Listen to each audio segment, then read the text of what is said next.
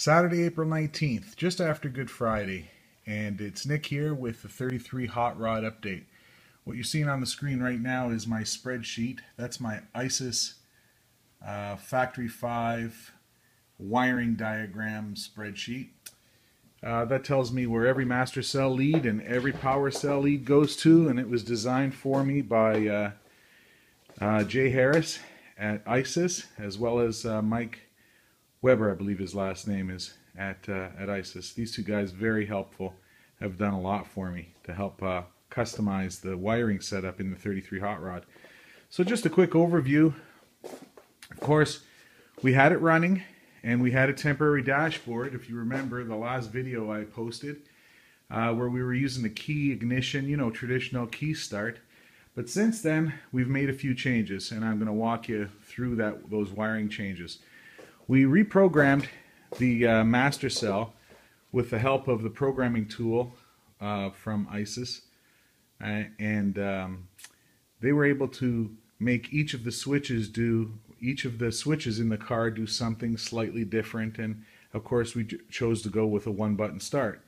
So I was lucky enough to be able to use, because the ISIS system has no real current at the switches, I was able to create a switch panel using these micro switches, these very small switches.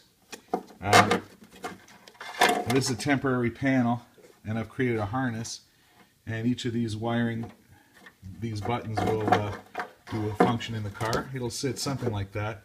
I've got a stainless steel one being made for me by my brother-in-law, Mark Orvine, who's got a CNC machine at his work. So temporarily we've got this plastic one. That, of course, is going to be the push button start button. It's a lit 22 millimeter single pole, single throw, momentary switch. So the way that'll work was if you push and release, it'll ignition, all the ignition items will come on.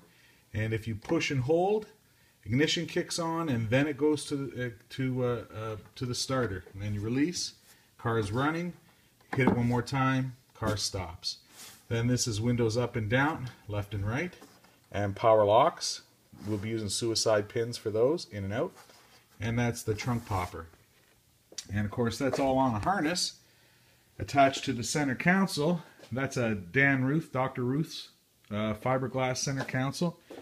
We'll put the heating controls in this area here, and then I've got a Clarion flip face big screen Navi radio that's going in it. That center console sits on top of the tunnel, and it'll hide the wiring that goes from front to back underneath the console. It'll go through the back, and it comes up and around, and it ends up going back to the power cells in the rear of the car.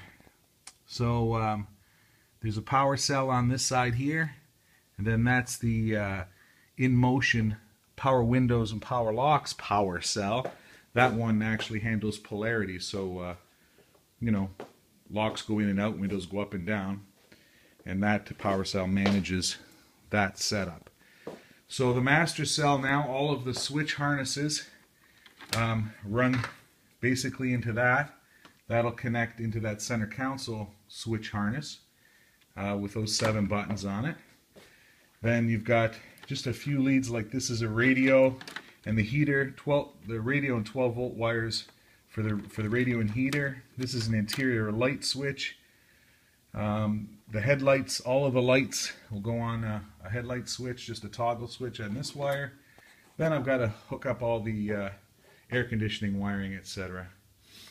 The dashboard is controlled by one piece of Cat5 that goes into this module here. And all of the sending units for the oil sending unit, the water temperature sending unit, the fuel sending unit, the signals, the high beams, all of the stuff that's on this dashboard. And this is a Dakota Digital 6-gauge dashboard. All of that is controlled by this module through a Cat5, and of course all of those things are monitored and wired through the car. And then of course the power steering. Power steering is electric in this car, and so we extended the wiring harness from the power steering box down there from the engine, and we ran it up Everything comes along this side here and into that module. The steering column is a I did it column, and the high beam, we went with the momentary high beam switch. That was a challenge, running that little gray wire down the steering column, but once we got it down into the steering column and wired into the standard I did it harness, now all of the signals, the horn, the hazards, and the high beams are all managed through the steering column with the ISIS setup. And of course ISIS has a wiring diagram just for that GM style I did it steering column that's in this car. So from a wiring perspective, you know, we're almost done. There's a lot of wire left over. These are the leftover master cell leads, leads that we won't use. So, you know, I'm reluctant to cut them off because, you know how you never know. I mean, they're not being used. I know they aren't assigned to anything, but I just, you know, it's one of those things. But once I cut them off, then this will be a pretty tidy setup. Pretty much all the wiring runs below and on top. Then it'll run down the center console, into the back of the car. I don't spend a lot of time outside the car. I wanted most of the wiring, you know, inside the car.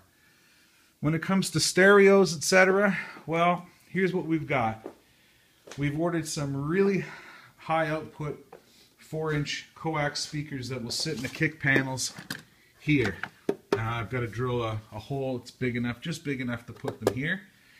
And then the waterfall, the fiberglass waterfall on the car will have component speakers in it, 5.5-inch with tweeters somewhere near the shoulder. And all of that wiring will run through the inside of the car. The amp will sit right there in the back below the ISIS stuff. And there'll be a subwoofer inside the car with me behind my seat.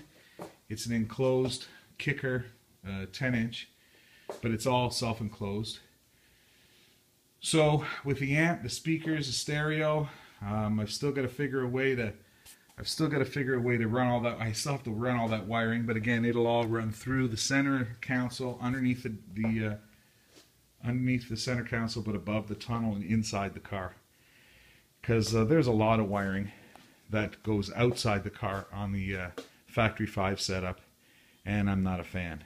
So, from the front power cell, all the headlights come down one harness, and right now I've just got them hanging, all the headlight wires, etc., just hanging there. They've got to be strung through the rest of the car. But primarily the car will start now, and that's our next goal, is to get it fired up.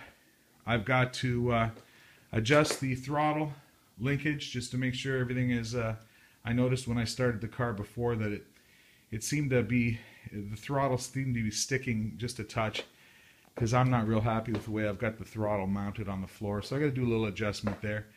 Plus then I have to do the kick down, or it's an AOD transmission, so I've got to adjust the kick down pressure. And for that, I've got to get the center tunnel off so that I can get the I've got a pressure valve plugged into the transmission right now. I've got to, you know, adjust that and make sure that it's at the right pressure. Then once those things are done, I just want to make sure that the temperature-wise, we're holding a good temperature inside. If everything was working, I've got the rad system full, but I think right now over full. So I'll let it purge itself to the right level, and that should be it. Then we'll start working on the body. The body is sitting up top of the hoist. Tomorrow is the day that we make room in the garage and reorganize the garage so that we can get the motorcycles in for the summer. And they're right now stored at my buddy's house. And I've had the car this way for the better part of the winter. And I'll tell you what, that little heater right there has been the savior for me. It keeps this, you know, it's only a small double car garage, but it keeps it about 55, 60 degrees in here in the coldest winter we had this year. Terrible winter, and that did it. So now that summer's here and it's a beautiful day outside, we'll get the car turned lengthwise and moved a little closer to this side. I'll park the bikes underneath the hoist, and we'll get the body down. And once I get the body on, then the car will go on the hoist, on the lift, and I'll be able to do a lot of the body fitting while it's on the lift.